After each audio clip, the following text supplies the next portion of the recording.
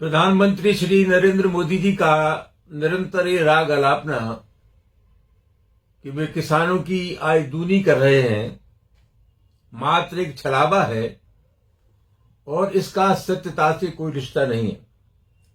इस बार 2025-26 का जो कृषि का बजट है उसमें 2.5% की कटौती की गई है। और मजेदार बात यह है कि बहुत ही महत्वपूर्ण योजना, महत्वाकांक्षी योजना प्रधानमंत्री फसल बीमा योजना, उसका 23% बजट कम हुआ है इस बार के बजट में। ये योजना 2016 से शुरू हुई थी और अपेक्षा यह की जाती थी कि अधिक से अधिक किसान इसकी परिधि में आने चाहिए, इसकी सीमा में आने चाहिए। लेकिन निश्चित रूप से ये चिंता का विषय है कि प्रधानमंत्री फसल बीमा योजना की राशि और कम हुई है।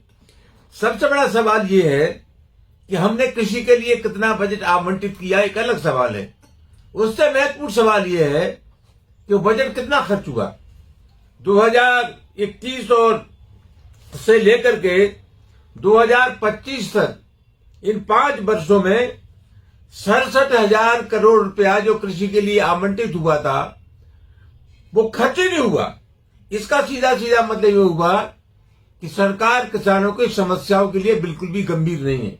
अभी उत्तर प्रदेश की सरकार ने बजट पेश किया और इससे पहले जो आवारा पशु थे उस प्रति पशु चारे के लिए 30 रुपया दिया जाता था। सरकार ने वो राशि बढ़ा करके 50 रुपए कर दी। 50 रुपए में किस पशु का पेट भरा जा सकता है, एक विचारणीय सवाल है।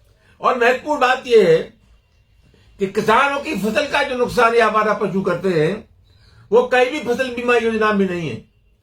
किसानों को उसका कोई खामियाजा नहीं मिलता, पैसा नहीं मिलता। तो किसान की फसल में जो नुकसान करते हैं पशु, वो या तो किसान की फसल बर्बाद करते हैं या अगर उन्हें गौशाला में भेज दिया जाता है तो वह चारे के अभाव में मरते हैं।